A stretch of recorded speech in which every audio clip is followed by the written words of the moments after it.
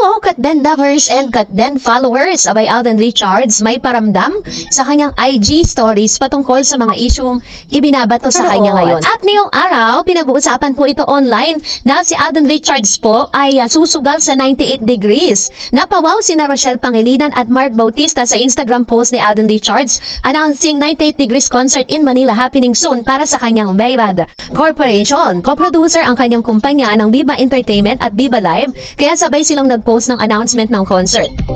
Waiting pa naman ang fans ni Alden sa announcement ng ticket prices para magsimula na raw silang mag-ipon. Ganon din ang venue ng concert. So, nung pinuntahan ko po yung 98 degrees patungkol dito sa bagay na to is totoo nga talaga siya na magkakaroon sila ng concert dito sa Pilipinas at isa ang Mayrad o Myriad Corporation na pag-aari po ni Mr. Alden Richards ang siyang magpuproduce nito. So, sino nga ba itong 98 degrees na to? Ito pong 98 degrees kasi is an international parang group singers, no? Na talagang sumikat sila noon.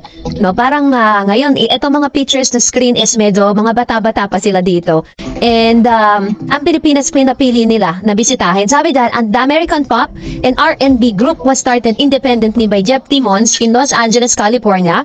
Although of its member originate from Ohio, unlike most boy band, they were later picked up by a record label rather than being assembled by a label or a producer. They have sold over 10 million records worldwide and achieved 8 top 40 singles in the US between late 1997 and 2000. The group reached top 20 status on the Billboard US Hot 100 chart with their debut single Invisible Man peaking at number 12.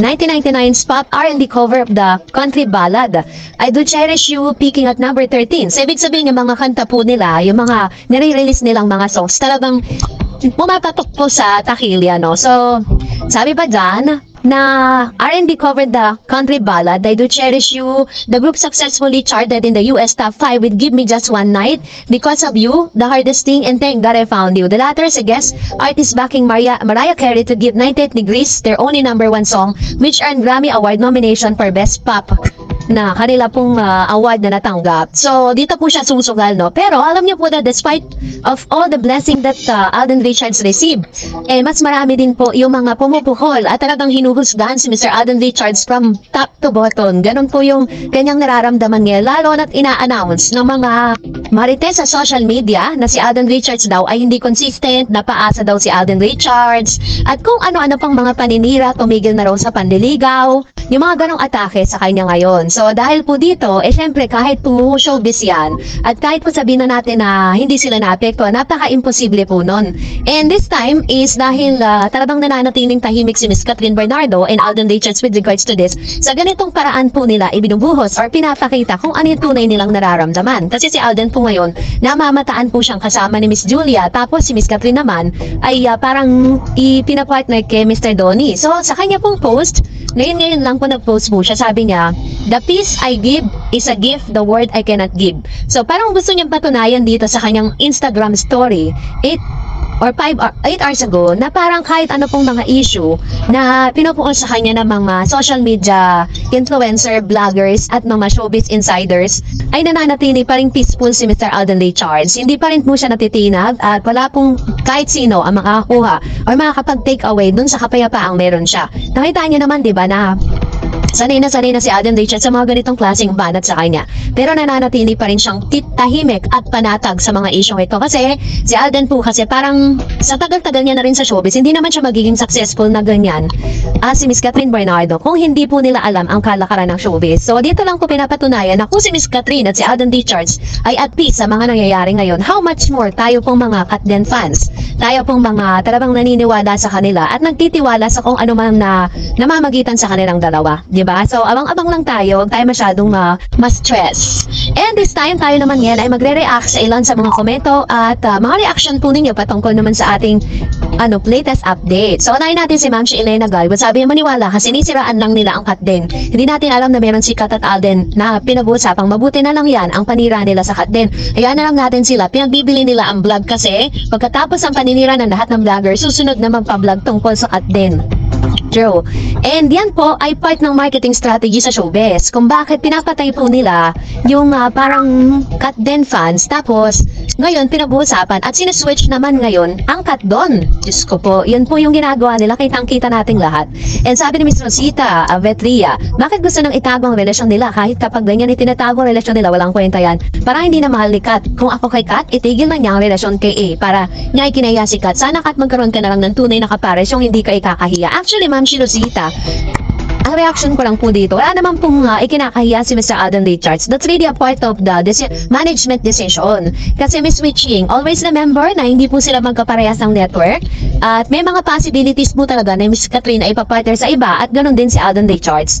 And sabi pa ni Ma'am si Judith Darayan, Miss Darrets, kung hindi galing sa dalawa lahat, bintang nila sa Kat Den, huwag maniniwala. Lalo na si Christopher Min na ang dami ng nagkasong mga artista sa kanya. Pero mas maniniwala kayo pag ang mga glam team ni Catherine ang nagsalita. Sa promo pa lang super supportive ang glam team ni Kat sa Kat Den kumpara sa ex ni Kat noon. Which is true. Totoo po yan. Nakita niyo naman diba kung gaano nila kamahal at habang tinanggap si Mr. Alden Richards dun po sa mga nakikita natin na baga parang nakita nila yung sinseridad ng isang Alden. At sa in a short span of time, parang nakita natin na talagang sinusuportahan ng glam team na which is considered as a real friends ni Miss Catherine. Etong si Alden at Catherine Bernardo. And another one, sabi ni Ma'am Teresita, ayan, bumalik sa dating issue, sabi ko na magsalita ka na Alden, baka sana, saan pa mapunta ang usapan, kawawa ka lang, hindi ka makagagawa ng movie ngayon, wala na si Kat, pag iba ang kapartner mo mahina, so produce ka na lang, or direct, okay lang si Kat, mag-survive yan with flying colors, enjoy your villains, which is true. Kasi ganito lang yan. Kung yun ay inaamin na lang talaga nila sa public, diba? Di dapat kaso nga lang, once sa ginawa nila yan, milyon ang mawawala kay Catherine at Alden Richards, milyon ang mawawala sa network mo nila. Kasi meron silang binubuong strategy, diba? And another one, sabi ni Miss Event, the days brighter. Kung hindi, sa Kat Den fans, hindi sila kikita ng billion. So I think at some point, they owe some clarification to their fans who spend a lot para klaro sa kanila. O, diba? Which is true, diba? Kahit gusto po nila ng privacy, is talagang uungkatin at uungkatin. At syempre, totoo naman na parang karapatan din talaga ng mga fans yung clarity. No, sabi ni Mr. Joel Lopez, paano paatsa sila na nga gusto kasi nila naging laging maayuda? Paano naman nila nalaman na tumigil na si Alden? Umasa lang naman yan si Fermin sa mga pinapasa sa kanyang mga balita. Wala naman talaga siyang alam, puro chismis na ang alam niya. Diba, ang dami niya na nga pong kaso, yung dami niya ng mga libel cases na talagang nilalaban na yun. Di pa nga tapos yung kay Bea Alonzo eh. Another one, sabi ni Seni Lastilo, paasa, masabi nga lang yung kay Kat, ingat ka na lang, mahal ka namin, pagkabata mo, nakasabay-bayan na ka na namin mga nanay, kaya ano yan, shit solo mo, supportado ka namin, God bless you. Kahit solo mo, supportahan ka pa rin namin. Yun, salamat Ma'am Sanila and Miss Aidan, kasi nga po, public figure sila, kaya dapat pumahawa naman sila sa mga supporters nila, hirap nilang pagtanggol. Miss Mena Dalos, ay nako, basta ako Kat din talaga, kahit anong mayari, o diba? So, pero bukat hindi yung mga supporters ng Kat din, and marami rin naman talaga na parang umaasa din tayo for clarity, for clarification, para at least makampante tayong lahat. At pare-press tayo makamove on. Sabi ni Miss Natalino V. Live, sa showbiz lahat pwede mo isipin. Sa showbiz naglalabasan lahat ng marites. Sa showbiz pa din marami insecurities. Sa showbiz din marami sinungaling na marites. Sa showbiz marami kumikita pa rin politika. Para sa akin, ipagpalagay natin na showbiz ay parang kaso sa isang husgado na hanggat wala silang nakapapakitang matibay na ebidensya, lahat ng yan ay nananatiling chismis o isang kwentong walang kwenta. True. Ewan ko ba bakit di pa nakukulong yung which is true, diba? Not unless ng isang issue or isang statement ay nanggaling mismo dun sa tao mismo na ini-issue, diba? That's the yun po talaga yung fact at yun po talaga yung truth, diba? Na kailangan natin na antayin, hindi yung sabi-sabi lang. Sabi pa niya, lahat na yan ay natiling chismis o isang kwentong walang kwenta. Ewan ko ba bakit di pa nakukulong yung mga ganyang tao na pugpug paninira ang halab na kahit walang kwenta ang pinagsasabi, panay pa din ang bida. Hanggat may respeto ka, tiwala sa sarili mo, paniwalaan mo sarili mo kaysa sinasabi na mawalang kwentang tao. Bakit ko i-stressin ang sarili ko sa kanila? Which is true, diba? Ganun po dapat ang mentalidad ng mga Kat din. Kasi marami po talagang Kat din na parang nasistress.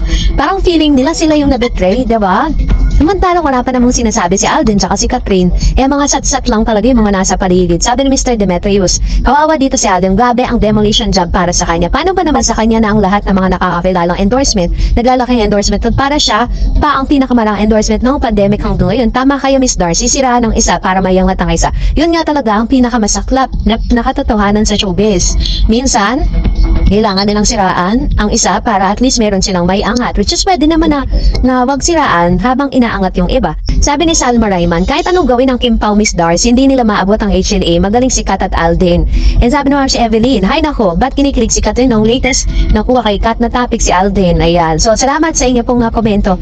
And sabi nga the evidence itself, diba, sila na po yung mag-speak, kaya na yung magsasalita. Sabi ni Miss Mathilde Limos, basta ako Team Panatag #Kat din. Sabi si Miss Annabel Garde, basta ako Miss Dars, naniniwala ko na sila na, pero in private lang talaga, like Coco Jills. So whatever happened, Kat din pa rin ako. Ayan, ito yung mga talagang masasabi mong mananatiling Kat din forever, whatever happened, ano. And we are just still waiting for the truth, diba, para ma-reveal ang katotohanan. Sabi ni Pritz Pantoa, the ways that they are doing in insinuating na naman sila sa gender issue is too much of them. It's not Alden who lost the interest if they will just analyze. Wala si Alden sa next project para magpaasa sila itong meron. Let us pray for such a good soul as Alden, and pray also for those who are trying to destroy him, that their heart will be touched. That destroying people's careers and reputation is out of reason for humane treatment. They cannot put a good man down. Let us remember that. Thanks, Miss Tarets, which is true, diba? Kahit ano pong pagpilit na ibagsak si Alden Richards, kapag mabuti kang tao, hindi ka kayang pabagsakin. So, kaya nga po talagang medyo may impact po yung post ni Mr. Alden Richards sa ganung paraan niya, idinaan niyo kanyang sagot sa mga issue na ipinupukol sa kanya ngayon sa showbiz, diba? So, taba matalino tong si Alden Richards eh. And sabi ni Miss Dina, basta ako Mr. The Reds team, panatag ako na may Kat din. Wala akong pakialam sa team, Mina 50 per minute OG, 100% mag-on na sila. Yan, so ito naman yung kanyang paniniwala at paninindigan para sa Kat din. Thank you so much, Ma'am Shelina Santos. And of course, salamat din po sa lahat ng mga nag-comments sa ating comment section, ha. Thank you so much sa inyong pakikisa dahil napaka-importante po ng inyong sasabihin patungkol sa issue. And that's it for today. For more videos and updates, please don't forget to like and subscribe. And please don't forget to follow my Facebook page, Dar Eds TV. God bless everyone!